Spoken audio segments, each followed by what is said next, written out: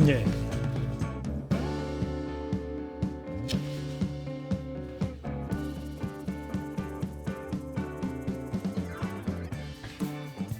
자, 시작하겠습니다. 공독 포차와 언제나 함께하는 하이트질로 감사합니다. 마켓하니에는 브랜드 직계약 상품들이 준비되어 있습니다. 트랙스타, 현대의료기, 동원참치 유명 제품을 인터넷 최저가보다 저렴한 가격으로 판매 중인데요. 오늘 소개해드릴 제품은 이지넷 넥스트 U 제품입니다. 이지넷은 IT 관련 국내 기업으로 유명한 회사인데요. 마켓하니 입점을 기념해서 이지넷의 베스트 상품 42,000mAh하고 대용량 배터리 408PB 인터넷 최저가보다 30% 저렴한 가격에 판매 중입니다. 캠핑, 낚시 좋아하시는 분들 서두르시기 바랍니다.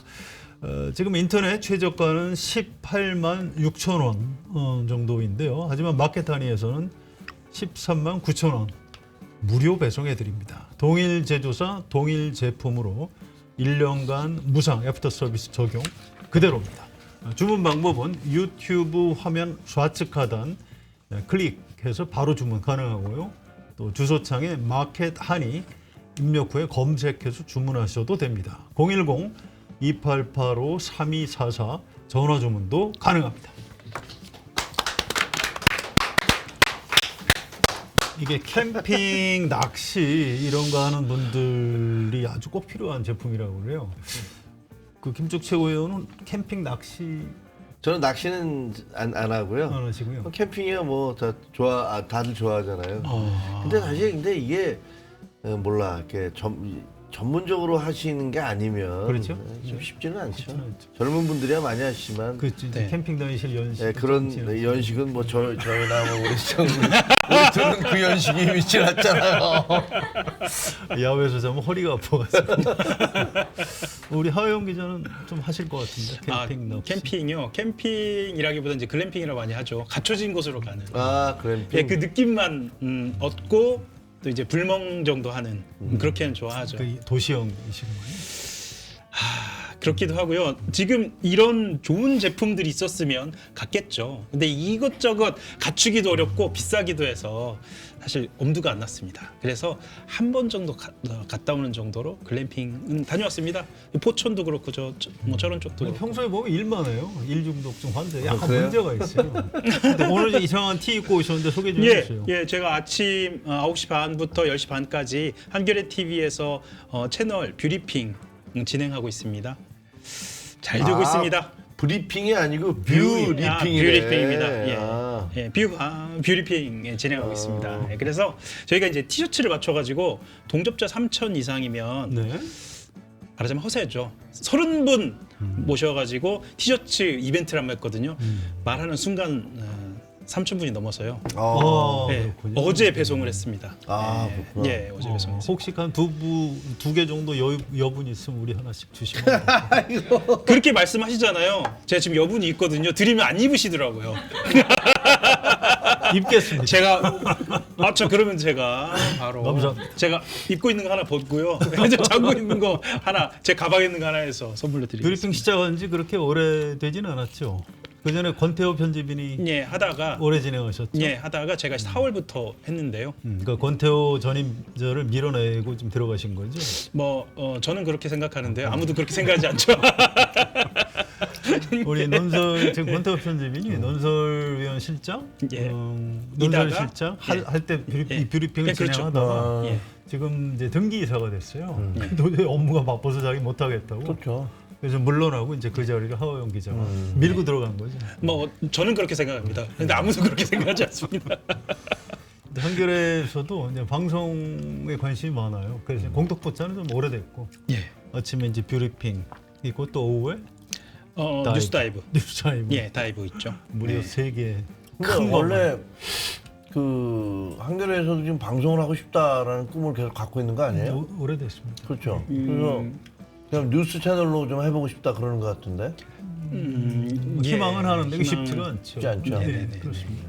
장치 산업이기 때문에 예. 자본도 많이 필요하고요. 지금 꿈은 이루어진다.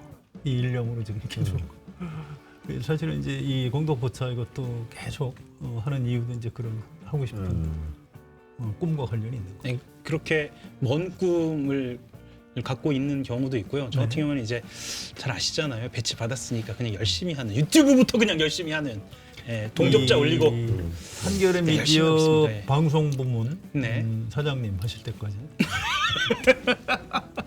그냥 유튜브 열심히 하는 유튜브 채널에서요. 아니, 오늘 공덕포차도 동접자 뭐 1만, 2만 딱 이렇게 주셨으면 제가 어떻게든 달성하는 뭐 이런 자세로 하고 있죠, 늘. 오늘 녹화 방송이라 동접이라고 하긴 좀 어렵고요. 어쨌거나 많은 댓글 부탁드립니다. 예, 제가 아, 이게 너무 솔직해. 저는 그냥 갑니다. 진짜. 예, 직진입니다. 그러니까 우리 송 기자님도 그러시고 예. 다들 진짜 여기 보면 참 솔직하게 얘기한다는 생각. 요새 방송할 때 이게 녹화다라는 것도 안 알리고 하는데 많아요. 아, 그런가요? 근데 그건 정직하게 얘기하는 게 맞겠더라고요. 맞아요. 예. 그리고 원래는 이제 레코디드 이렇게 위에다 이렇게 다 올라가잖아요. 외국 방송 보면. 그렇습니다. 예. 예. 근데 우리는 그 방송에 정규 방송에 인터뷰는 미리 한 건데 그거를 그냥 끼워 넣어서 마치 지금 조금 전에 한 것처럼 아니면 현재 하고 있는 것처럼 그렇게 하는 경우가 많거든요. 아, 그래요? 그거는 네. 정직하지 않은 건데 그렇더라고요. 지금 우리 이 방송 지금 하고 있는 이 시간에 사실은 그 국민의힘 의원총회 진행 예. 중이니까요. 뭐 그렇게 오래 걸릴 것 같지는 않은데 하호영 기자가 중간중간 속보를 좀 챙겨주시면 좋을 것 같습니다. 예. 부탁드립니다. 시작부터 소란스러운 상황이어서요. 예, 뭐그 예측됐던. 나오는 대로 바로바로 말씀을 좀 드리겠습니다. 좀 시끄러워야 되는데 예. 별로 시끄러울 것 같지가 않아서 걱정입니다. 그렇죠. 그런 동력이 있느냐도 궁금합니다. 기자들은 의총 앞에서 항상 그게 궁금하거든요. 너무 조용하면은 또 그것 또한 그 당의 상황을 보여주는 것이기 아, 때문에 그렇죠. 예, 그렇습니다. 오늘 그렇게 완전히 조용하지는 않을 것 같아요. 네, 예. 초반에 뭐 정동욱 대표 사퇴 목소리가 이미 좀 나왔다고 그래요. 아, 그래요? 네. 지금 이 시간까지 발언자는 아직 잘 모르겠는데 근데 이거 시키는 이건 뭐예요 오늘? 이거는 뭐 서비스입니다. 드십시오. 안주예요. 예, 네. 안주입니다. 포차 아닙니까요? 예.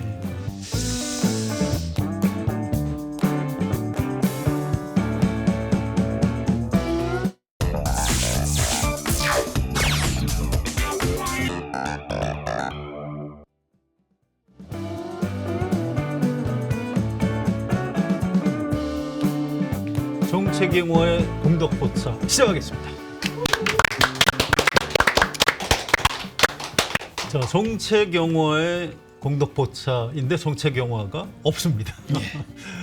지금 개인 사정으로 좀 쉬고 있고요. 6월 30일에 돌아옵니다. 제가 다음 주까지는 우리 정책영화 기자 대신해서 화요일과 수요일 공덕포차를 진행할 예정입니다. 자, 화요일에서 수요일 공덕포차로 옮겨오신 들소 김정혁 전 최고위원 나오셨습니다. 안녕하십니까. 자, 오늘의 특별 손님 한겨레 뷰리핑의 진행자 정치부 하호영 기자 나오셨습니다. 안녕하세요. 한겨레 정치 하호영 기자입니다. 뷰리핑 잘 되고 있죠? 제 기준으로는 매우 잘 되고 있습니다. 저는 어떤 상상을 하냐면요. 네. 동시 접속자의 수가 제 앞에 있다는 상상을 하거든요.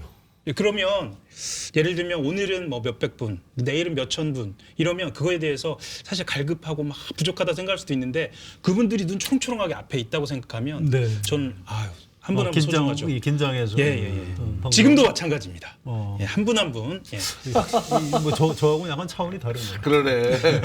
방송 전문가신 것 같습니다. 아니 근데 이제 저도 옛날에 방송 좀 했었잖아요. 앵커로. 예. 그때 이제 얘기하는 게 처음에 카메라 울렁증 같은 게 있잖아요. 있죠. 예. 대부분 다. 근데 이제 저는 지금도 좀 있어요. 그래요. 하는 얘기가 카메라를 바라볼 때 네가 제일 좋아하는 사람, 사랑하는 사람의 이 거기 있다고 생각하고 예. 하면은 그러면 이게 되게 이제 표정도 온화해지고 말투도 부드러워지고 뭐 그럴 것이다. 뭐 그런 얘기를 옛날에 들었던 기억이 나요. 좋은 팁 감사합니다. 예. 오늘 저 팀이 저도 그렇게 노력을 좀 해보려고요. 바로 적었습니다. 밑줄 쫙. 예, 별표. 예. 자, 일단 국민의힘 상황부터 얘기를 할 수밖에 없습니다. 뭐 여야가 다 지금 좀 약간 엉망진창이긴 하지만 국민의힘이 지금 이 시간에 의원총회를 막 하고 있어요. 어쨌든 장동혁 대표 사퇴 해야 된다 이런 목소리가 이제 나오고 있고요. 또 투표용지 부족 사태 이걸 장동혁 대표가 부정선거다 재선거하자 이렇게 요구를 했는데 당내에서는 또 의견들이 좀 다른 것 같아요. 우리가 어떻게 부정선거 얘기를 하냐? 재선거도 현실적이지 않다. 그래서 이제 그 문제를 가지고 일단 소청을 몇 군데 할 것이냐 이 문제를 가지고 지금 토론이 진행 중이라고 합니다. 아무튼 이거는 추가로 좀 소식이 들어오는 대로 의총 얘기는 일단 해보기로 하고요. 자, 이 원래는 18일, 그러니까 내일 의원총회를 하겠다고 했는데 의원들이 안 된다. 의원총회를 좀 열어달라 해서 이제 오늘로 앞당겼다고 합니다. 그런데 이 장동혁 대표는 어쨌든 계속해서 뭐 소청을 통해서 부정선거, 재선거 쪽으로 몰고 가려고 하는 것 같아요. 오늘도 일단 그런 태도를 유지하려고 하는 거고요. 이 권영진 의원이 SBS 라디오 인터뷰에서 한 얘기 요거만 제가 전해드리고 질문을 드리겠습니다. 권영진은 대구시장 하신 분이죠. 무조건 재선거하는 거는 맞지 않다. 그렇게 가면 국민이 국민의힘을 조롱하게 될 것이다. 결국 중요한 건 김재원 최고위원, 신동욱 최고위원 이런 분들인데 결단을 할 것이라고 본다. 약간 희망 섞인 관측 같긴 합니다. 아무튼 당원당규상 선출직 최고위원 5명 중에 4명이 사퇴하면 지도부가 붕괴하고 비대위 체제로 넘어가는데요. 지금 최고위원 중에서는 양양자, 우재준 최고위원 2사람이 지도부 총사퇴를 제안한 이런 상태입니다. 자, 권영진 의원의 예상대로 가게 될까요? 어떻게 보십니까? 그러니까 저는 옛날에 그러니까 이미 뭐 한 달 전쯤에 이게 저 선거 끝나고 나면 그 분위기가 많이 달라질 것이고 그래서 그때 이제 우재준, 양양자 등 그 뿐만이 아니고 김재원 그리고 신동욱 의원까지 사퇴할 가능성이 있다 그런 얘기를 했었거든요. 근데 지금 보니까 저는 그 예상과는 달리 또 신동욱 의원은 좀 완강한 것 같아요. 근데 이런 분위기에서 과연 계속 그 어떻게 보면 이제 식물 당대표 비슷하게 돼 가는 것이고 네. 그리고 최고위원회도 내가 여기서 최고위원회 계속 있는 것이 1년 동안 더 있는 게 내 정치적 미래에 도대체 무슨 의미가 있나라는 부분들의 변곡점이 올 거라고 생각을 합니다. 지금 이제 선관위의 그 부실 관리 때문에 나라가 발칵 뒤집혔잖아요. 네. 그래서 지금 국민의힘을 위원장으로 하는 윤상현 의원이 위원장으로 됐다고 네, 그러더라고요. 그렇습니다. 그렇죠? 그래서 이제 그 국정조사가 이루어지는데 이 국정조사가 이루어져서 지금까지 문제가 됐던 논의가 됐던 여러 가지 문제점들에 대해서 다 좀 이거 해명을 해야 돼요.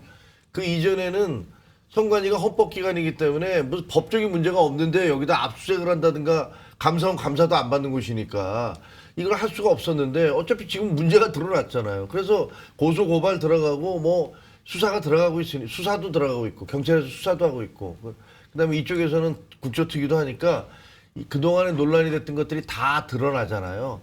그러면 저는 이렇게 문제가 많고 무능한 집단 죄송합니다만 선관위에는 지금 드러난 걸로 보면 그런 집단에서 그렇게 놀랍고 정교한 부정선거를 10여 년에 걸쳐서 자행했다는 것들이 그런 주장이 얼마나 터무니없는 것인지를 확인하게 될 거예요. 네.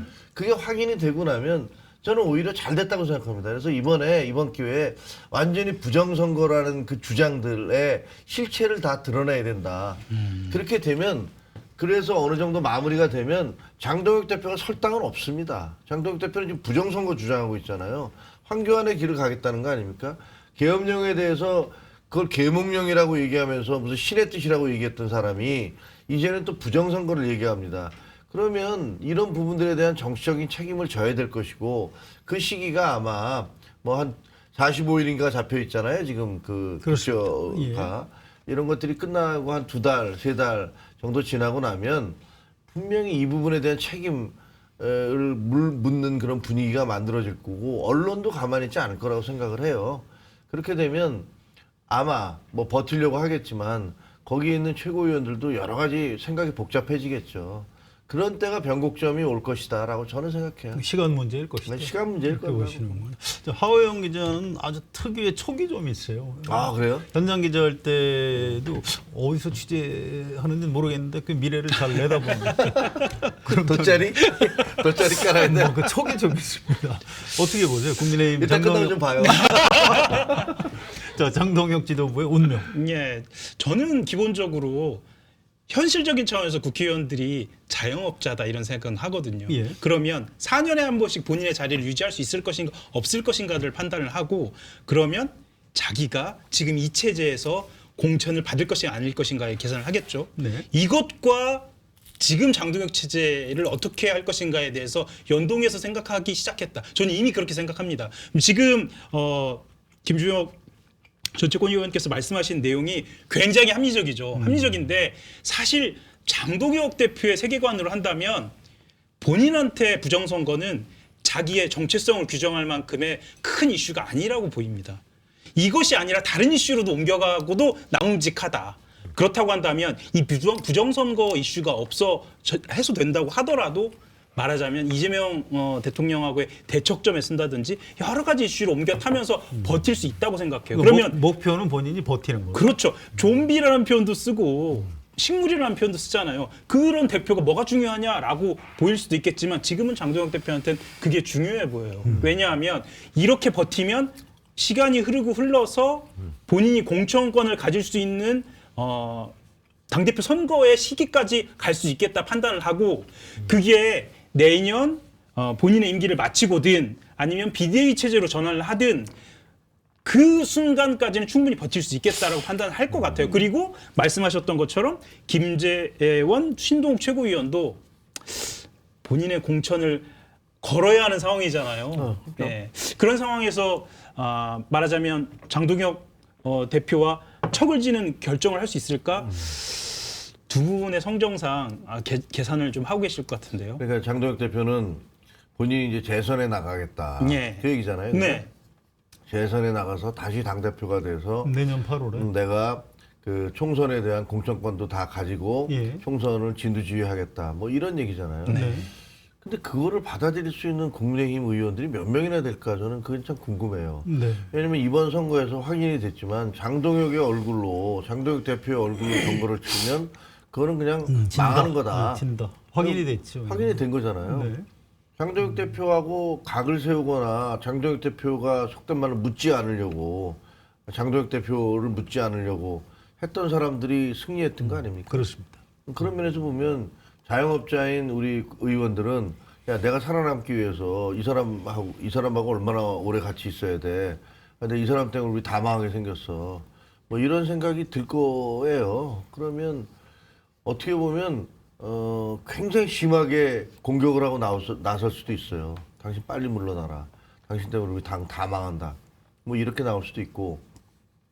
그다음에 지금 최근에 이제 뭐 그 TV조선에서 계속 연속해서 장동혁 대표 뭐 부동산 부동산 투기 의혹을 계속 하고 있잖아요. 그렇습니다. 아주 강력하게 하더라고요. 맞습니다. 첫 번째 첫날 하고 났더니 장동혁 대표가 뭐 펄펄 뛰면서 뭐 가만 안 두겠다라고 대응하겠다 이렇게 얘기했는데 둘째 날은 더 강하게 나가더라고요. 네. 그러니까 그런 걸 보면 그게 제가 보기에는 이제 보수 언론에서 더 이상 이 사람으로는 못 간다. 이 사람으로 가면 우리 죽는다라는 그런 결정을 내린 것이고 그런 것이 아마 다 그 어떤 특정 TV조선뿐만이 아니라 다른 보수 언론들 모두의 비슷한 정서일 거라고 생각해요. 아마 굉장히 냉정하고 공격적인 기사들이 나올 거예요. 그리고 그 의원들도 마찬가지고 그런 상황이면 좀 변화가 있을 수도 있다라고 저는 보는 거죠. 오늘 당장은 아니래도 시간 문제다 이렇게 보시는 거죠. TV조선 하긴 그 취재한 기자들한테 좀 얘기를 제가 들었었어요. 지방선거 한참 전에 이미 취재를 다 마친 그렇죠. 상태였다고 합니다. 맞아요. 그런데 지방선거에 영향을 줄 걸 아마 걱정한 것 같아요. 네. 그 회사에서. 화면 보면요 겨울옷 입고 있어요 기자가. 그거 재밌더라고. 그래서 그거를 이제 선거 이후로 네. 이제, 미뤘고요. 또 그 사이에 또 보완 취재를 더 했더라고요. 그래서 이미 그때 제가 들은 얘기는 그 취재 과정에서 이미 모든 걸 다 녹음하고 녹화한 한 상태였다. 음. 증거를 다 가지고 있다. 이렇게 그러니까 얘기하는 지금 문제는 그거잖아요. 그러니까 그 사기를 당했어. 6억인가 얼마나 사기를 당했어. 그래서 이제 문제가 됐는데 다른 피해자들도 무수히 많은데 왜 장동혁 대표만 그 피해 금액에 해당하는 것들을 대토를 땅을 받았느냐? 그럼 다른 사람들은 다 뭐냐? 그런 거하고 그다음에 이분이 또 거기를 변론을 해주잖아요. 그렇습니다. 그러니까 이게 뭐지? 내부자 거래한 거야. 그러니까 나만 살기 위해서 다른 사람들은 다 이제 그 피해자가 돼도 야, 내 거만 해주면 내가 너 어떻게 좀 도와줄게. 이런 얘기가 있었던 거야.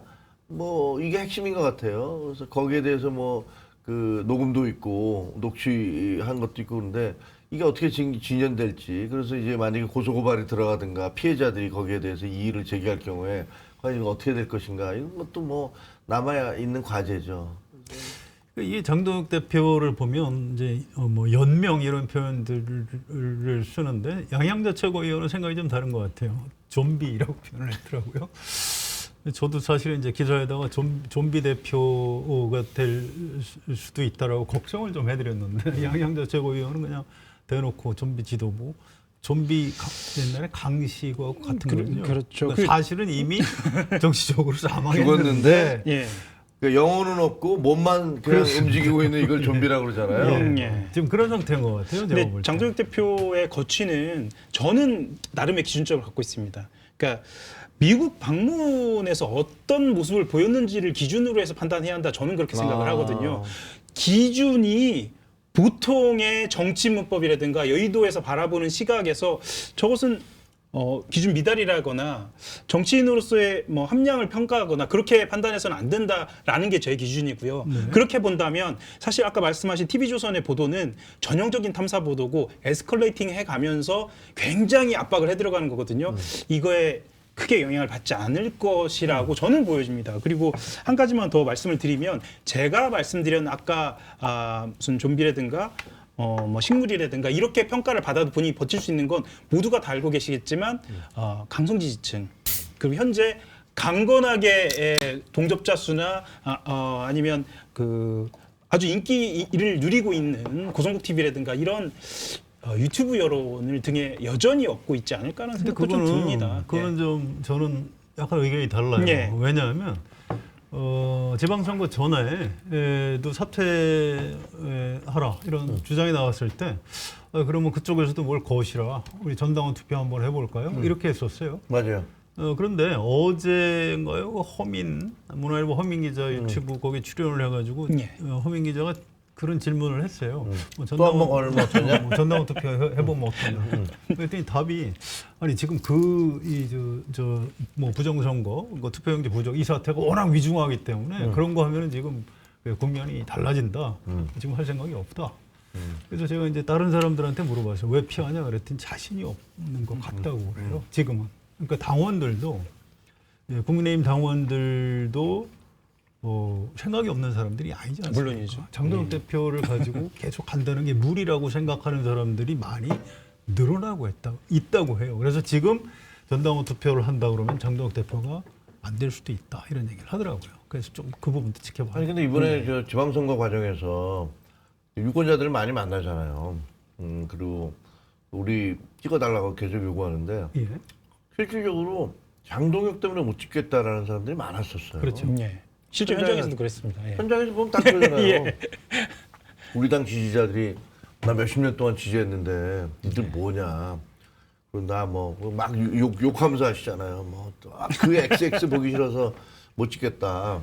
투표장 가기도 싫다. 뭐 이런 얘기들 많이 했거든요. 근데 저는 전원 투표를 저는 했으면 좋겠는 게요. 그렇게 해서 장동혁 대표도 신임을 얻으면 꼭 내년 8월까지 할 수 있는 어떤 근거가 생기는 거 아닙니까? 근데 좀 아쉽더라고요. 그걸 뭐 일단 슬쩍 피하고 있는 것 같아요. 안 받을 거라고 생각해요. 못 받겠죠. 네, 못 받을 겁니다. 예. 지금 분위기에서는 못 받을 겁니다. 오늘 아침에 조선일보 사설 제목이 재밌더라고요. 대표직 연명을 위한 전국 재선거 도 넘은 민심 왜곡. 저 경향신문을 잘못 본 줄 알았어요. 그게 아니고 조선일보 사설 제목입니다 이게. 한겨레를 잘못 본 거라 그렇게 얘기해야 되는 거 맞는 거 아니에요? 아니 한겨레는 제가 집에서 종이로 봤는데 제가 이제 모바일로 아침 출근길이거나 길어서 다른 보거든요. 신문이니까. 네, 그래서 착각을 했는데 아무튼 조선일보에서 굉장히 강하게 장동혁 대표를 비판하더라고요. 그런데 묘한 게 장동혁 대표가 조선일보 안 보는 것 같아요. 아예 무시하는 걸 보면. 이게 왜 그럴까요?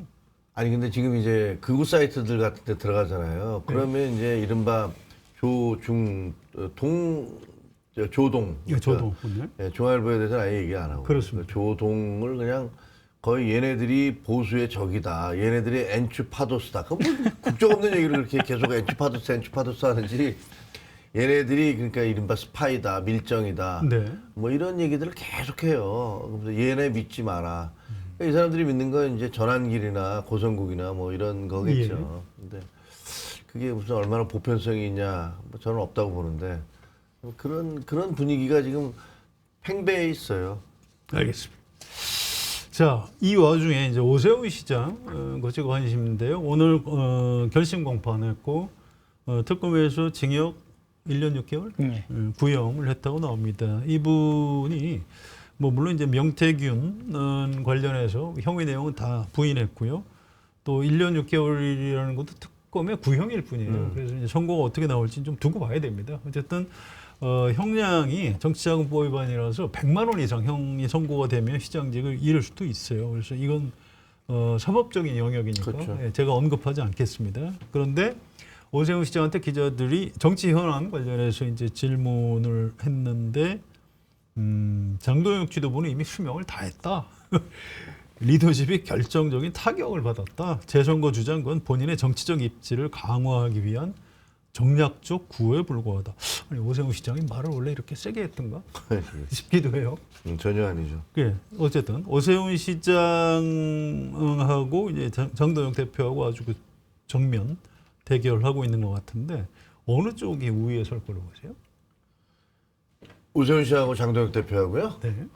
아니 그거야 뭐 한쪽은 이제 당권을 가지고 있고 한쪽은 지금 막 이제 대표로 당선이 돼서 힘을 얻고 있는데 제가 보기에 지금 이제 국민의힘의 지지도가 좀 올라가고 있잖아요. 그렇습니다. 꽤 갑작스럽게 올라가고 있는데 거기는 몇 가지 요인이 있어요. 첫 번째는 이번에 선거 그 과정에서 나타난 그 부실 이런 것들을 보면서 국민들은 어쨌든 선관위는 독립기구긴 하지만 이거 전체적으로 그 정부 여당이 책임져야 되는 거 아니야. 니네들이 잘못한 거잖아. 라고 하는 그런 그 반감이 하나 있고, 그 다음에 이제 두 번째는 민주당 내부에서 대통령하고 여당 대표하고 그냥 싸우니까. 계속 싸우고 있잖아요. 공방을 주고받으면서 아주 그 어떻게 보면 그 사생결단식으로 가고 있는 그런 모습을 보면서 이 민주당 지지자들은 실망하고 그다음에 국민의힘 지지자들은 야, 거 봐라. 쟤네 지금 뭐 망가지고 있네라는 자신감을 얻고 오는 게 있고 세 번째는 그 한동훈과 오세훈의 생환. 네. 이게 사실은 보수 지지자들한테 주는 메시지가 되게 큰 거거든요. 이 사람들은 야, 드디어 우리도 강력한 대선 주자들이 2명이나 생겨났다. 이런 생각을 하고 있는 것 같아요. 실제로 저한테도 많이 그런 얘기들을 하고 있고. 그것 때문에 국민의힘 지지도가 올라가는 것 같아요. 그러니까 세 가지가 말씀하신 세 가지 중에 저는 세 번째가 제일 큰 것 같아요. 아, 그래요? 효과가. 네, 실제로 이 세 가지를 보면서 사람들이 야, 이제 우리도 해볼 만하네. 야, 그렇습니다. 민주당 맨날 싸우는데 야, 조국 날라갔잖아. 조국 안 되잖아. 김경수도 안 돼 이제. 그럼 그거 누구 있냐? 야, 전충대도 맨날 싸우고 있으니까 저기도 힘들어. 그럼 뭐 송영길이나 김민석인데 야, 그 정도는 우리가 이기지. 이런 분위기가 자신감을 꽤 있다고요. 회복한 것 같아요. 네, 이런 분위기가 꽤 있어요. 예. 자, 하호영 기자가 볼 때는 네. 우리 한동훈 의원 얘기는 좀 이따 하기로 하고 오세훈 서울시장 다음 대통령 될까요? 다음 대통령이요? 보통 제가 마크맨을 한 기억으로 보자면 네. 한 6개월 아니요 한 3개월 전까지도 여론조사 1위가 계속 유지하는 경우도 드물더라고요. 아, 그런가요? 예, 제가 반기문 총장 마크맨이었거든요. 아. 예, 꼭 반기문 총장의 예를 들지 않는다고 네. 하더라도요. 네. 여러 후보들을 봤을 때 그럼 지금 벌써 대선을 이야기하기엔 좀 어렵고 사실 오세훈 시장의 지금 포지셔닝은 굉장히 독특하긴 합니다. 제가 오세훈 시장을 안 이래로 가장 에스컬레이팅 돼 있는 맞아요. 상태인 것 같아요. 그거는 말씀하셨던 것처럼 자신감이기도 하고요. 다른 측면에서 봤을 때 위기감이기도 한 것 그렇죠. 같습니다. 왜냐하면 지금 본인이 아마 국민의힘은 빈집이라고 생각할 수도 있을 것 같습니다. 왜냐하면 오세훈과 한동훈이 동시에 등장했는데 한동훈 의원 같은 것이 밖에 있잖아요. 그러면 당연히 무혈 입성을 해야 하는데 그러지 못하고 있는 상태, 그리고 재판이 이렇게 진행되고 있는 상태, 또 오세훈 시장 쪽에서 장동혁 지도부 쪽에 뭐랄까 연대의 움직임의 신호를 계속 보냈다고 해요. 물밑으로요. 그런데 장동혁 대표 입장에서도 오세훈 시장을 강성 지지층이 얼마나 비토하고 있는지 알고 있거든요. 그래서 연대를 거부했고, 그렇다고 한다면 본인의 길은 지금 딱 이거 하나 남은 거죠. 그래서도 점점 더 에스컬레이팅 하고 있는 상태고, 이렇게 본다고 한다면 모르겠습니다. 재판 결과에 따라서는 오세훈 시장이 오히려 고립되는 상황이 되지도 않을까라는 반대로. 네. 근데 어쨌든 최근에 차기 대통령감 조사 9%지만 1등 했잖아요. 오세훈 시장이. 지금 뭐 1년 6개월 선거를 그 구형을 했고 네. 이게 시간이 좀 걸리겠죠. 물론. 그런데 뭐 얼마나 될지는 잘 모르겠습니다만 만약에 100만 원 이상의 형량이 나오면 선거법과 관련이니까 이거는 뭐 앞으로 5년 동안 10년인가요? 그 선거 아니지, 그 벌금이니까 네. 5년인가?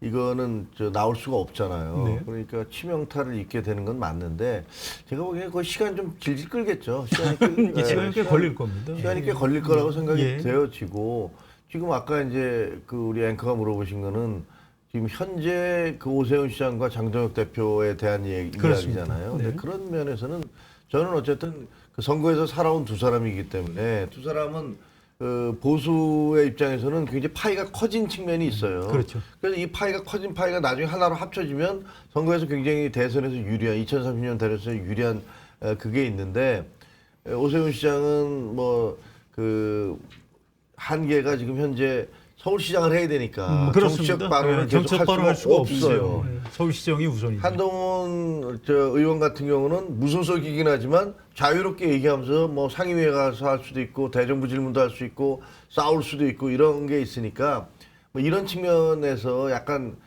좀 더 유리하고 이쪽은 좀 더 불리하다 이렇게 볼 수는 있지만, 그냥 단순하게 장동혁 대표하고 오세훈 시장을 본다면 죄송하지만 장동혁 대표는 거의 시한부 아닌가요? 네, 저도 그렇게 봅니다. 사실. 예. 그러니까 국민들의 마음 속에서 뭐 아주 극우적인 그런 분들을 제외하고는 제가 만나봤던 수많은 사람들은 정말 그 사람 왜 그래? 라는 얘기를 만나보면 다 하는 얘기가, 처음에 하는 얘기가 장동혁은 왜 그래?거든요. 그런 분위기에서 과연 얼마나 정치적인 이 자기의 입지를 밀어갈 수 있을지는 참 의심스러워요. 무림에 새로 떠오른 강자, 뭐 오세훈, 한동훈, 신흥, 강호들인데 이 강시 하고 싸우면 저는 당연히 그 새로 떠오른 사람들이 전 이길 걸로 봐요. 밀어주는 사람이 옛날에 친윤들이 밀어준 거잖아요. 친윤도 발 빼는 다 것 손절했잖아요. 같습니다. 지금 거의 손절한 걸로 지금 발을 빼고 보여져요. 있어요. 그래서 좀 두고 봐야 되고요. 저는 이제 이 말씀 한마디만 더 드리면, 예. 저는 이제 정치부 기자의 입장에서 보는 것과 다른 관전 포인트들이 좀 있는데 뭐냐면 네. 지금까지 제가 정치부 기자로 봐왔던 정치인의 모습과 장동혁이 좀 다르다는 거예요. 전 그래서 조금 다른 시각으로 좀 봐야지 않을까. 그러니까 우리가 어떤 정상적인 보수 정당의 모습으로 투영해서 우리의 바람을 생각하는 것과 아니면 현실적으로 강고한 지지층을 갖고 있는 것과는 조금 다르지 않는가라는 생각이 들고, 장동혁 대표의 비응의에서 생각을 해본다면 예. 버틸 것이다. 예, 극우 커뮤니티를 가보면 아직은 단단합니다. 아, 그럼요. 예, 아직은 단단합니다. 그래서 그것을 믿고 움직이고 있다라는 거고, 모르겠습니다. 그 눈빛이 이렇게 그전하고 많이 달라진 게 그걸 많이 봐서 그런 거 아니에요? 이제 그럴 수도 있을 것 같고요. 아니 좀 이상하다고 그래요. 그전에 국회 전문위원 했을 때 국회 사무처 직원들하고 이제 잘 지냈다고 합니다. 네. 근데 그 사무처 직원들 얘기해요. 요즘 텔레비전에 나오는 걸 보면 눈빛이 확실히 달라졌다 이렇게 얘기를 해요. 그래서 저는 왜 그런 거 했더니 그런 그 극우 유튜브를 많이 봐서 그럴 수도 있겠네요. 자, 자연스럽게 우리 한동훈 의원 얘기를 좀 해야 됩니다. 중앙일보에서 이제 이런 보도를 했어요. 중앙일보 유튜브에서 이런 얘기를 했어요. 이거 해석을 좀 해주셔야 돼요. 저를 반대하는 분들도 제가 보수의 대단히 중요한 전략 자산 내지는 무기라고 말하던데 왜 그 무기를 아껴두나? 정말로 싸워야 할 시점이 왔다. 자, 이거 어떻게 해석해요? 처음에 당에 빨리 들어갈 필요가 없다, 서두를 필요 없다라는 입장이었어요. 다 주변에서도 그렇게 얘기를 했고. 근데 이거는 그 선관위 사태가 전개되기 전이었거든요. 근데 선관위 사태가 전개되는 거 보는데 저는 개인적으로 장동혁 대표가 저렇게까지 나갈 줄은 몰랐어요. 그러니까 그냥 어쨌든 이거 이렇게 마무리를 해 가면서 네. 선거 마무리를 해 가면서 그 정상적인 절차에 따라서 그 다시 당으로 들어오고 뭐 이런 절차를 생각을 했었는데 근데 지금 보니까 장동혁 대표가 완전히 이번 선관위 사태로 이걸 선거 부정으로 부정선거로 몰고 가면서 본인이 연명을 하려고 하는데 거기에 대해서 다른 사람들이 뭐라고 그러냐면 야 한동훈도 뭐 천천히 들어와도 된다는데 뭐 우리가 뭐 장동혁 그냥 좀 견디면 되는 거지 뭐 이런 얘기들도 있더라고요. 그렇죠.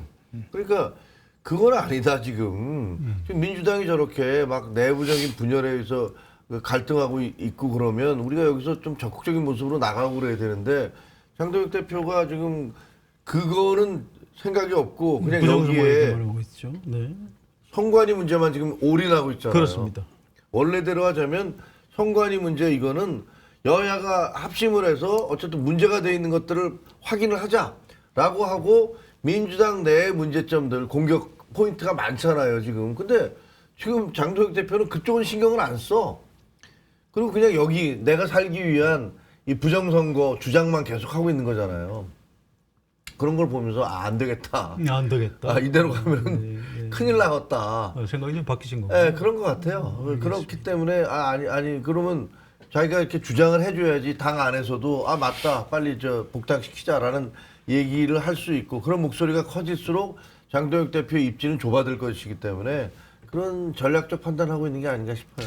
자, 이런 포인트도 있어요. 미래혁신 포럼 이라는 국회의원 연구 모임이 있는데 이게 회장이 김기현 의원입니다. 여기에 무소속이지만 한동훈 의원이 공구 모임이니까 여기 합류했어요. 거기 나경원 의원도 있죠. 예. 또 이 모임에서 묘한 게 24일에 예. 오세훈 시장을 초청해서 강연을 듣는다고 그래요. 이게 아까 말씀하신 대로 친윤 쪽에서도 장동혁 대표를 좀 선전을 하는 거 아닌가 이런 느낌 같은 게 있거든요. 장동혁 대표와 친윤 간의 관계가 멀어졌다는 건 꽤 된 얘기예요. 사실은. 예. 대안이 없다. 그러니까 어떻게 할 것이냐. 근데 선거 끝나고 보자. 뭐 이렇게 얘기들을 한 걸로 알고 있어요. 그래서 지금 선거가 끝났는데 저 한쪽으로 좀 달려가고 있으니까 정점식 원내대표가 아니 왜 이걸 부정선거로 몰고 가느냐. 네. 그렇게 가면 안 된다라는 얘기는 그 친윤들의 일반적인 마음을 반영하고 있는 건데 지금 솔직히 말씀드리면 친윤이라는 게 구심점이 없어요. 권성동 감옥에 계시죠. 네, 권성동 의원이 지금 감옥에 갔지. 장재원 의원은 돌아가셨죠. 돌아가셨지. 네. 그다음에 또 누가 있을까? 지금 제대로 이걸 윤한홍 의원 같은 경우는 일찌감치 손절을 해버렸지. 예. 그리고 뭐 저쪽에 무슨 뭐 같이 있었던 뭐 경남에 있었던 몇몇 의원들 정도. 근데 그분들이 그러면 강원도에 있는 몇몇 의원들 이분들이 구심점이 될 수 있느냐? 구심점이 될 수 없어요. 그러니까 사실은 친윤계라는 것은 지금은 거의 다 정서적인 유대감 외에는 사실은 다 와야 됐다고 보는 게 맞거든요. 그래서 이번에 그 원내대표 선거할 때도 55표 얻었고 이쪽에 김도읍 의원이 48표지만 그때 배현진 의원이 일본에 있어서 투표를 못해서 49표예요. 그러면 따지면 6표 차이밖에 안 되는 거예요. 그러니까 거의 반쪽으로 이렇게 나뉘어 있다라고 보여지는 거고 이쪽에 친윤 쪽에서는 뭐 여러 가지 시간 벌기를 하고 있는 거라고 보여져요. 예를 들면 야 이거는 안 되는데 장동혁은 아닌데 그럼 대안을 뭘로 해야 돼? 한동훈 너무 버거워, 부담스러워.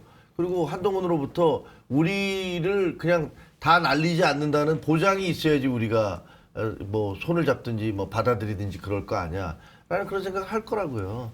그러니까 그 와중에서 누구를 세워야 되지? 여기서 누구를 세우면은 이게 제대로 좀 기득권을 유지하면서 갈 수 있을까? 이런 고민을 하고 있겠죠. 한동훈 의원이 아니 뭐 다 안 날리고 내 당내 통합한다 이렇게 얘기해 주면 안 될까요? 그렇게 얘기하고 있잖아요. 그런가요? 네, 그런 얘기는 여러 차례 하고 있는데 그러니까 이런 데 들어가는 것도 예. 아니 그거 어차피 우리가 싸울 때 같이 싸워야 되니까 뭐 자꾸만 그렇게 내가 무슨 뭐 칼잡이로 다 날리는 것처럼 그렇게 생각하지 말아달라.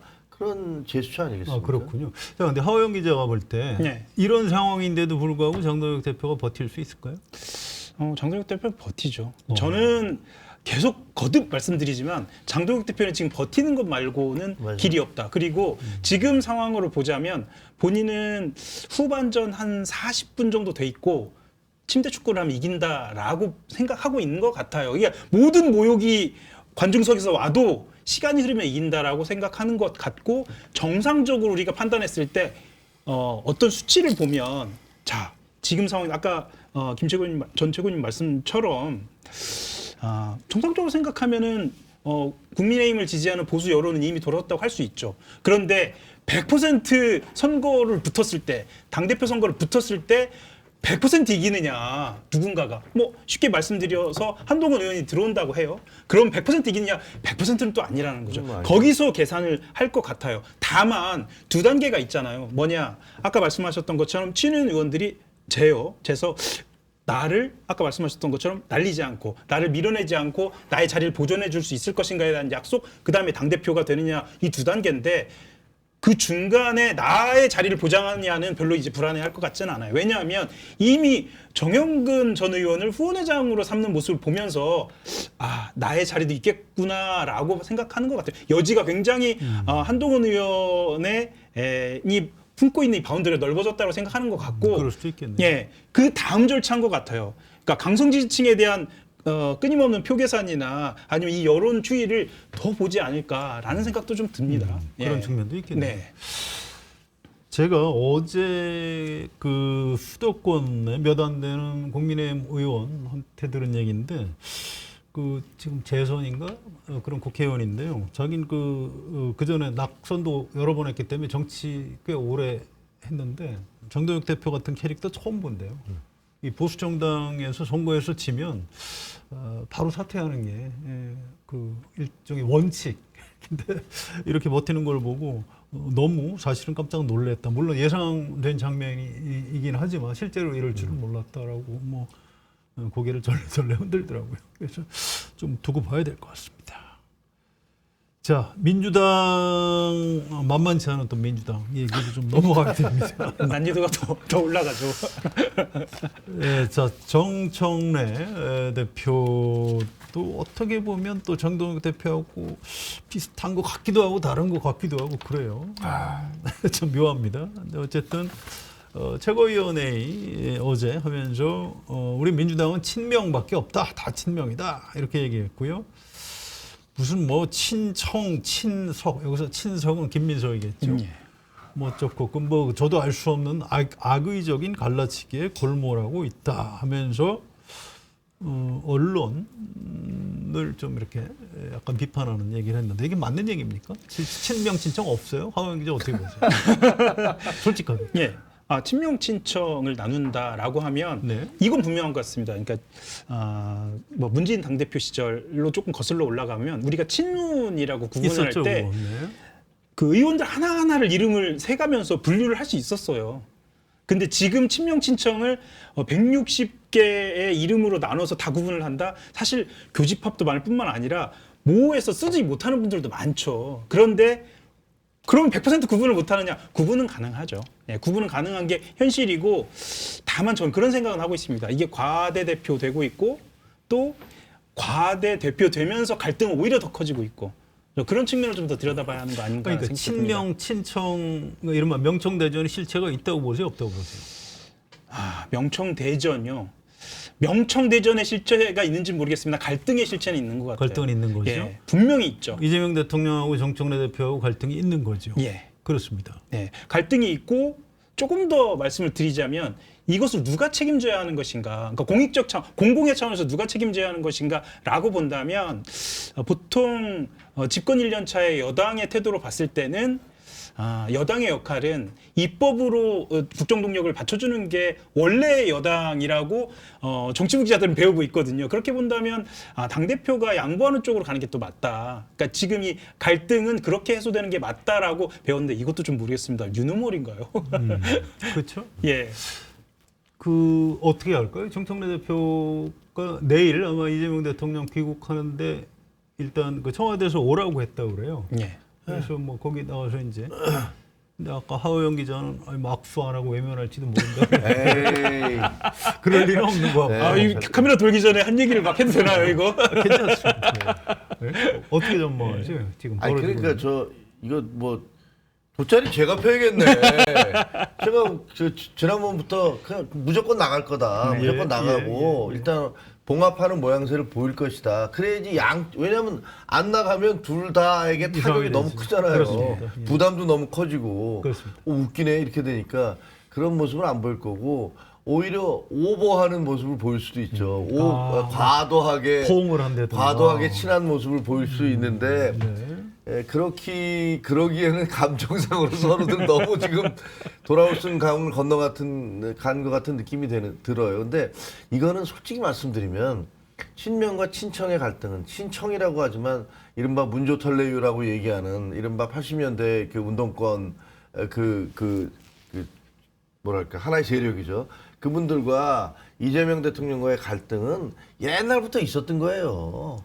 원래 문재인의 문재인을 지지하는 대통령 후보로서 그리고 또 이재명을 지지하는 두 지지자들끼리 손가역이라고 하고 그렇습니다. 그다음에 여기서는 뭐 문구로 오소리며 무슨 여기 뭐 문빠며 뭐 이래서 네.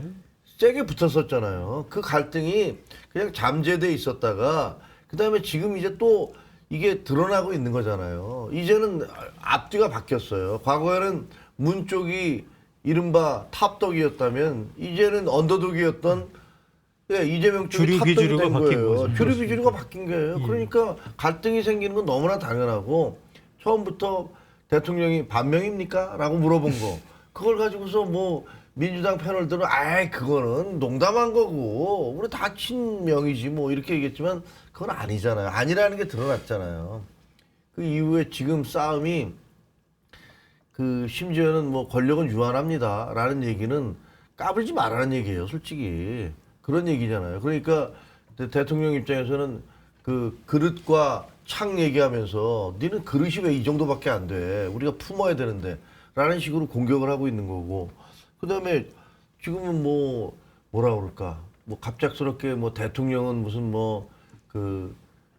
월드 클래스. 월드 클래스라고 하든가 아니면 그냥 뭐 이거는 립 오히려 서비스. 제가 보기에는 오히려 약간 불편한 심정을 거꾸로 얘기하고 있는 거예요. 너무 지나치게 상대방을 막 말도 안 되게 막 시켜 세우는 것은 약간 그거는 정상적인 칭찬이 아니잖아요. 그건 오히려 받는 사람이 모욕감을 느낄 수 있어요. 저 자식이 날 갖고 놀라 그러나 이럴 수 있잖아요. 그래서 저는 굉장히 심각한 상황이다. 뿌리 깊은 상황이고 뿌리 깊은 거고 서로 이번 싸움에서 지면 대통령은 난 레임덕 시작돼. 그리고 쟤들한테 평생 끌려다녀야 돼. 이렇게 임기 끝날 때까지 끌려다녀야 돼. 라는 그런 공포감이 있기 때문에 도저히 양보할 수 없다. 그대로 가야 된다고 생각할 거고. 그다음에 이쪽에 있는 쪽에서는 만약에 이번에 대통령한테 만약에 우리가 지면 그러면 우리한테 저 사람이 무슨 짓 할지도 몰라. 예를 들면 뭐 속된 말로 김어준 씨 같은 경우는 뭐 세무조사는 뭐 야당만 받으라는 법이 있습니까? 그거 얼마든지 할 수 있어요. 동원할 수 있는 권력이 동원할 수 있는 칼이 많아요.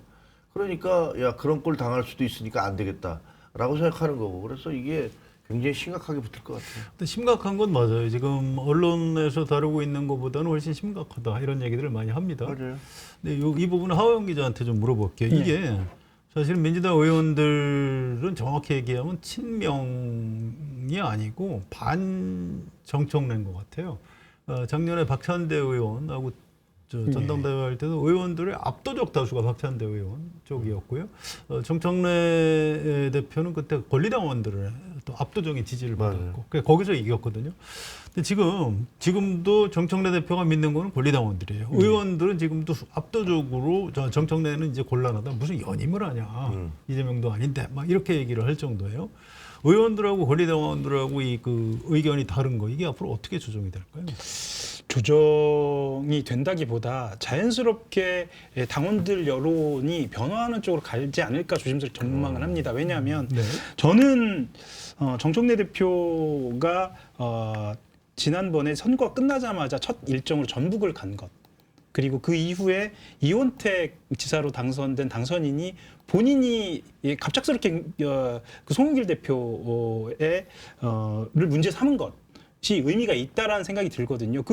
그때 기자들은 어떤 생각도 했냐면 전북으로 가서 호남 지역의 당원들의 조직을 좀 추스리고 네. 그리고 이원택 당선인 쪽의 조직도 한번 점검을 하고 실제로 먼저 도착하자마자 이원택 지사랑 금산사라는 절 근처에서 오찬을 했거든요. 그렇습니다. 그리고 금산사라는 절을 갖고 선운사라는 절을 간 것에 대해서 의미부여가 안 되는데 사실 전북 지역만 보자고 한다면 그 두 절은 그 절을 중심으로 해서 형성되어 있는 민주당의 여론들이 있어요. 그 전북 지역만 보자면 이러면 사실은 정청래 대표가 첫 일정으로 호남의 민주당 여론을 점검을 했다.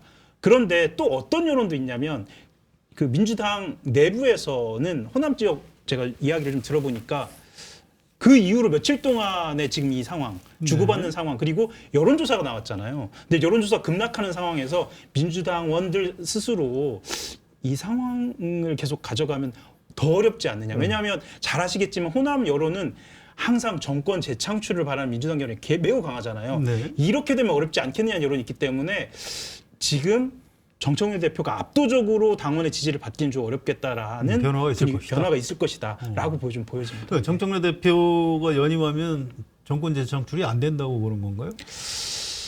연임을 하면 그러니까 아니 하호영 기자 의견이 중요한 게 아니고 예, 그렇죠. 호남 당원들은 그렇게 생각할 것 같다는 거죠. 그러니까 연임을 하면 당장 벌어지는 일이 네. 아까도 잠깐 말씀하셨지만 대통령이 탄력이 대통령의 나오니까. 국정 동력이 뭐 레임덕까지 이야기할 수 있을지는 모르겠습니다만 굉장히 많이 손실될 수 있다라고 한다면 이건 이 민심의 이반 그리고 지금 어려운 과제들이 있잖아요. 부동산이라든가 사실 이런 주제들이 더 중심으로 올라와야 하는데 이 물밑에서 굉장히 여러 가지 민심들이 움직이고 있는데 이게 폭발할 수도 있지 않을까라는 그런 우려들이 있는 거죠. 아무튼 그럼에도 불구하고 정청래 대표가 연임 도전을 할까요, 안 할까요?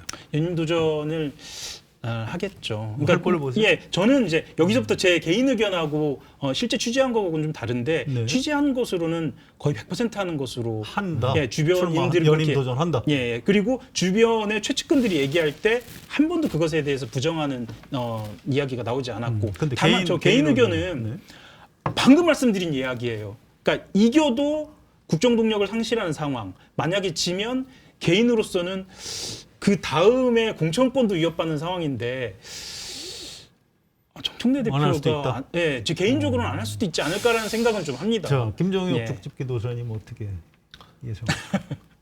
글쎄요, 뭐 자신할 수는 없는데 그래도 어차피 나오려고 하지 않을까. 나갈 그냥 여기까지 왔기 때문에 네. 더 이상 돌아갈 길이 없다, 퇴로가 없다라고 생각하지 않을까.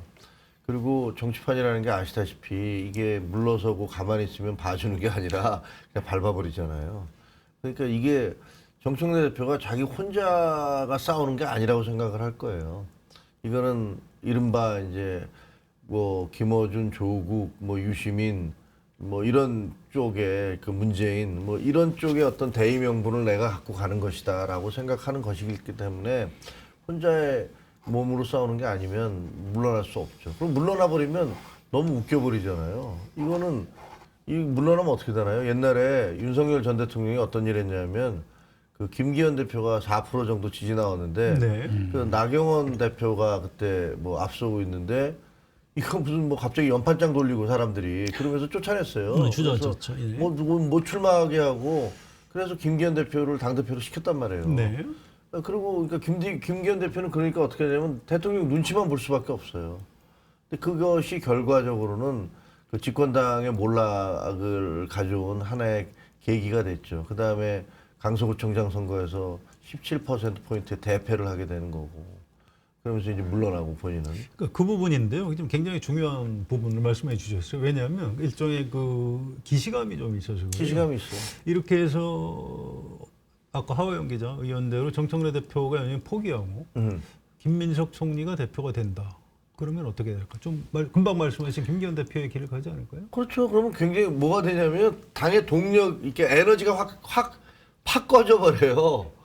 팍 꺼져버리고 그때 김기현 대표도 비슷했던 그 기억이 나는데 그 친윤들이 다 득세를 하더라고요. 그래갖고 친윤들이 막 감나라 대추나라 이렇게 하고 김기현 대표 측근들은 우리는 당 대표도 아니다. 우리 뭐 허수아비다 이런 자조가 나오고 뭐 이러더라고요.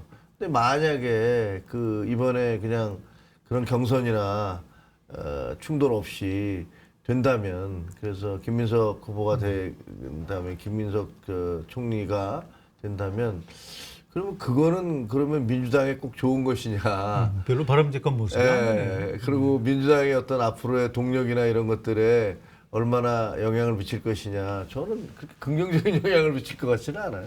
지금 의견이 조금 다른데요. 네.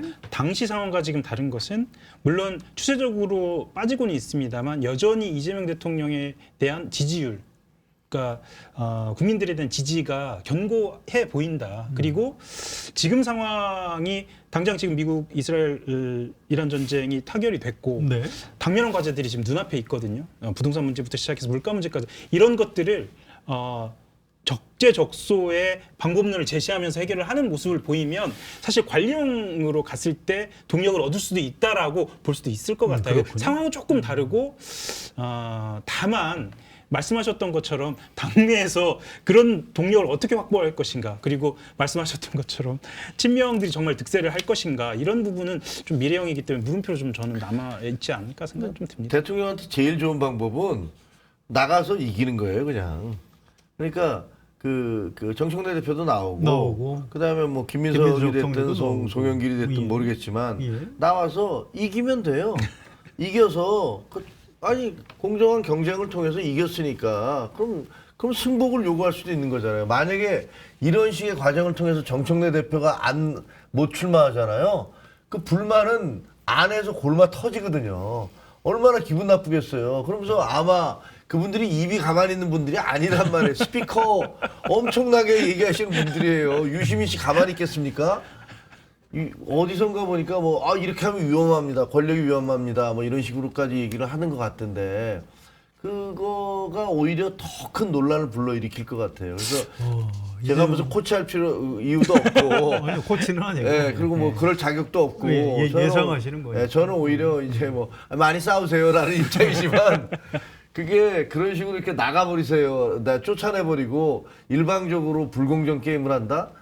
제가 보기에는 민주당이 별로 도움은 안 될 겁니다. 내일 공항에 부르는 것도 그런 신모 원료가 좀 있을 수도 있겠네요. 그럴 수 있겠죠. 연임 도전을 하려면 해봐라. 정정당당하게 한번 기회는 주겠다. 동등하게. 그렇죠. 그게 아니면 당이 멍들어요. 당이 골병들어요. 대통령이 직간접적인 그런 영향력을 행사해서 자기가 마음에 안 드는 후보는 배제해버리고 그리고 자기가 이뻐하는 후보를 그냥 당대표로 시킨다. 그러면 굉장히 당이 멍이 드는데 문제는 이제 그때 나경원 후보와 달리 지금의 정청래 후보는 자기 세력을 갖고 있는 사람이에요. 당원들이 있죠. 자기 지지 당원들이 있고 지지 당원들이 보기에 이건 너무한 거 아니야? 경선도 못하게 한단 말이야? 이렇게 나올 거라고요. 그러면 굉장히 문제가 생길 거예요. 자, 연결 지점인데요. 유시민 작가는 왜 아직 참전을 안 하죠? 혹시 취재한 거 있습니까? 아직 본인의 거취에 대한 이야기들은 나오지는 않고 있는데 아니 일단 조수진 변호사, 노무현 재단 이사 그만뒀잖아요. 예, 그만뒀죠. 참전하려고 그만둔 거 아닌가요? 예, 장전을 하고 있다는 이야기도 좀 들리는데 장전. 예, 왜냐하면 발언을 하려면 플랫폼이 있어야 하잖아요. 그러니까 적절한 플랫폼을 찾고 있다는 이야기까지는 들립니다. 근데 그게 본인의 플랫폼, 이제 낚시 아카데미 있지 않습니까? 본인의 플랫폼으로 만들지 아니면 말씀하셨던 것처럼 뉴스공장이 될지 아니면 네. 벌써 다음 주죠. 다음 주에 돌아올 매불쇼가 될지 그거는 모르겠습니다. 다만 그 수위와 빈도는 높아질 것으로. 참전할 거다? 예, 왜냐하면 조진 변호사라고 노무현재단에서 같이 활동했던 변호사가 있습니다. 예. 유시민 작가에 대해서 이렇게 얘기를 했습니다. 지금 상황을 굉장히 위기라고 받아들이고 있고 말씀하셨던 것처럼 위기라고 받아들이고 있고 발언의 빈도와 강도가 잦아지고 높아질 것이다. 근데 왜 위기죠? 그분 정치인도 아니잖아요. 아시겠지만 본인은 정치인이 아니지만 이 상황에 대해서 해석하는 그리고 그것을 권력자로서 예. 진영의 위기죠. 예, 진영의 위기라고 좀 판단하고 있는 것 같아요. 진영이 무슨 진영이죠? 유시민 문제 털레 이후로 얘기되는 이른바 그쪽 진영이 민주당의 뭐 전통적인 지지층. 우리가 민주당의 주인이고 그분들 생각 그거잖아요. 우리가 민주당의 주인이야. 그리고 지금 이재명 대통령은 우리가 밀어줘서 잠시 된 거고 그 다음은 우리가 지지하는 사람이 대통령이 돼야 돼. 우리가 그 다음에 권력을 가져와야 돼라는 생각인데 야, 좀 가만 보니까 저쪽에서 이재명 대통령이 우리 밀어내고 자기 중심으로 다시 권력을 짜려고 하는 것 같네. 라는 그런 위기의식이 있죠. 허영 기자 볼 때 유시민 작가가 민주당 주인 맞아요? 뭐 취재를 했지만 지금까지 유시민 작가가 민주당 안에서 활동한 적은 사실 없거든요. 그렇죠. 예, 뭐 거슬러 올라가자면 뭐 노무현 대통령을 탄생시키는 과정에서도 외곽 조직에서 활동을 했고 그 이후에도 뭐 통합진보당이라든가 아니면 그 정의당이라든가 이후의 활동을 보면 외곽에서 진보 진영 전체에 대한 의견을 내놓는 그런 방식이었어요. 뭐 저는 이제 유시민 작가의 머릿속이라든가 아니면 취재된 한계가 있기 때문에 어떤 발언을 할지는 잘은 모르겠습니다만 방금 말씀하셨던 것처럼 친노나 친문으로 이렇게 그룹화된 그 진영을 위해서 발언할 것인가 아니면 이전처럼 진보 진영 전체에 대한 어떤 비전을 제시한다든가 그건 좀 두고 봐야 할 것 그러니까 같습니다. 제가 예. 왜 자꾸 이 질문을 드리냐면 저는 문제의식이 좀 있어서 그래요. 민주당 국민의 보수 쪽도 마찬가지예요. 이게 어떤 특정한 정치인을 중심으로 한 팬덤이 주인일 수가 없어서 그래요. 옛날 민주당의 주인은 사실은 동교동계였습니다. 그렇죠. 네. 지금 동교동계 어디 있어요? 없죠. 없습니다. 한때는 친노였어요. 친노 어디 있어요? 없어요. 또 친문이었죠. 친문도 지금 없어요.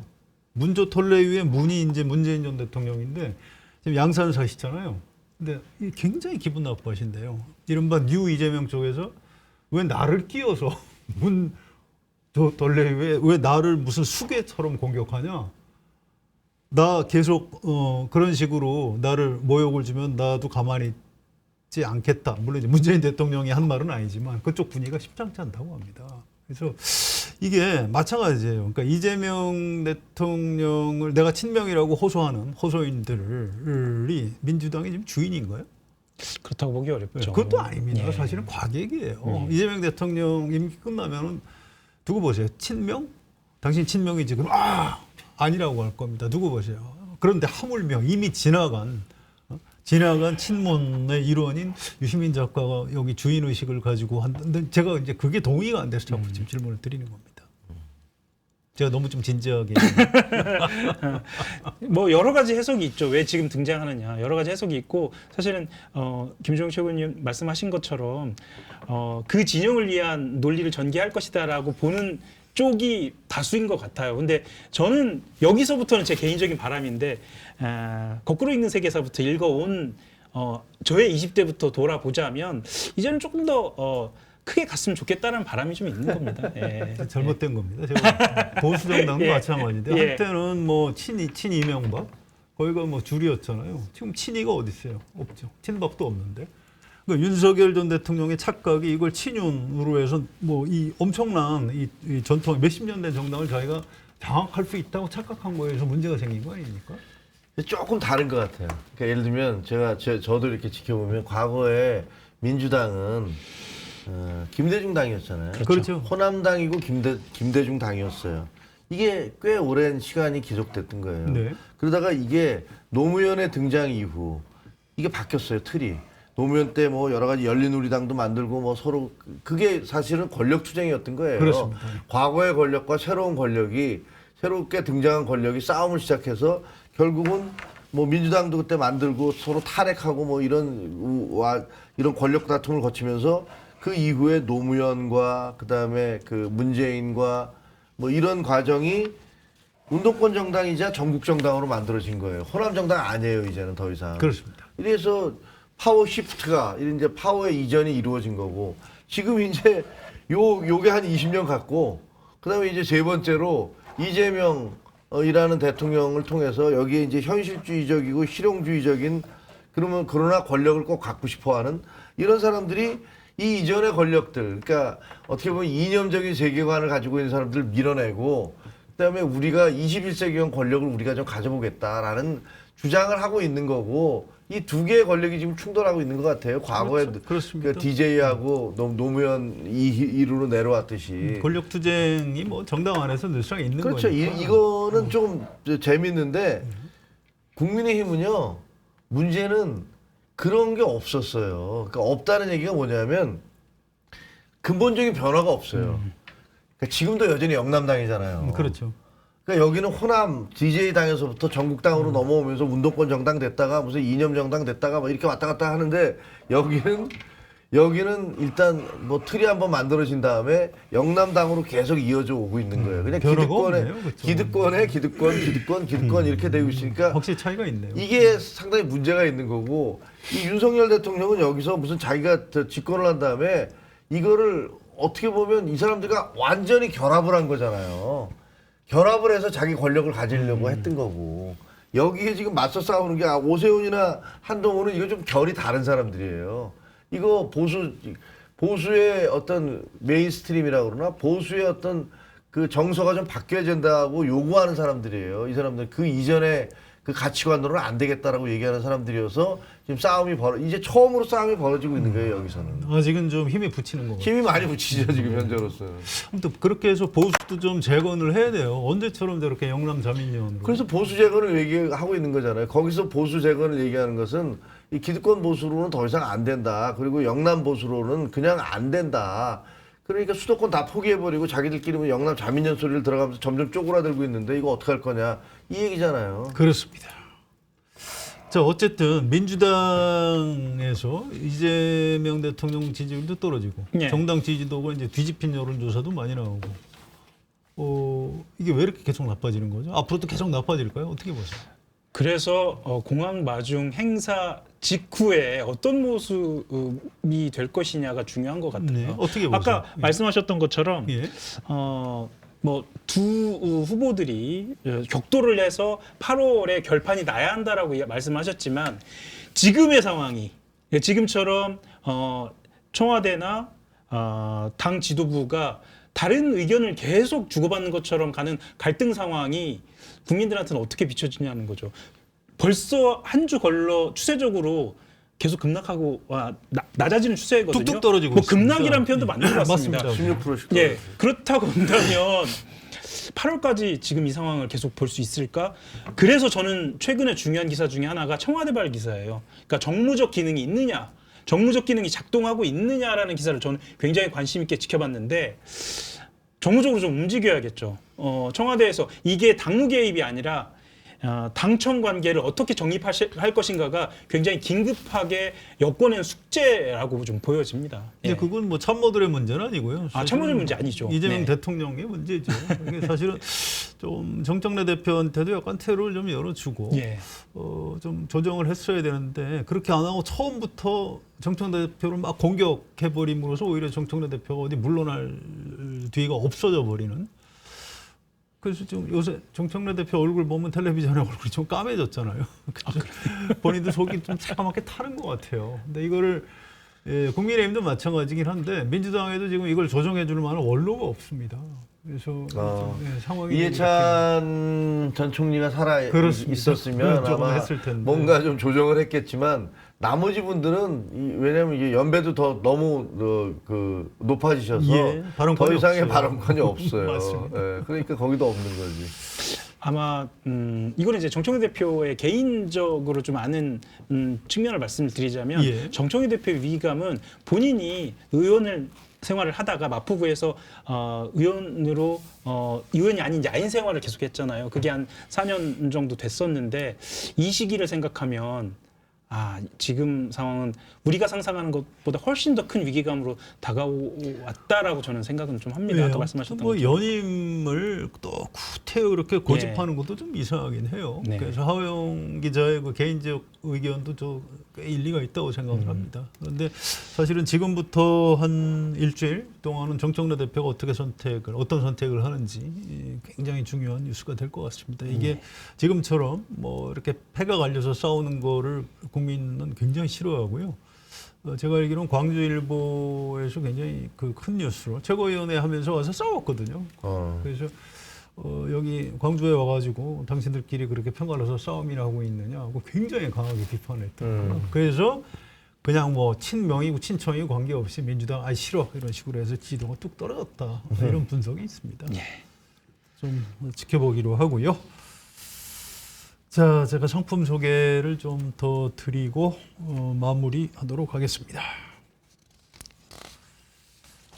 검증된 상품을 인터넷 최저가보다 저렴하게 판매하고 있는 마켓하니 쇼핑몰에서 IT 관련 국내 기업으로 유명한 이지넷 상품을 만나보시기 바랍니다. 마켓하니 입점을 기념해서 베스트 상품 42,000mAh 대용량 배터리 408PB 인터넷 최저가보다 30% 저렴한 가격에 판매 중입니다. 캠핑, 낚시 좋아하시는 분들 서두르시기 바랍니다. 20만 원 정도 하는 제품인데요. 마켓 단위에서는 13만 9천 원 무료 배송해드립니다. 동일 제조사, 동일 제품이고요. 또 1년간 무상 애프터 서비스 적용도 그대로입니다. 주문 방법은 유튜브 화면 좌측 하단을 클릭해서 바로 주문 가능하고요. 주소창에 마켓 한이 입력 후에 검색해서 주문하셔도 됩니다. 010-2885-3244 전화 주문도 가능합니다. 자, 오늘 방송은 여기까지입니다. 공덕포차 매주 화수 목요일 오후 9시에 시작됩니다. 정채경화 기자는 6월 30일에 돌아옵니다.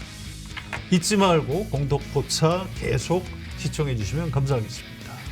오늘 방송 마치겠습니다. 감사합니다. 감사합니다.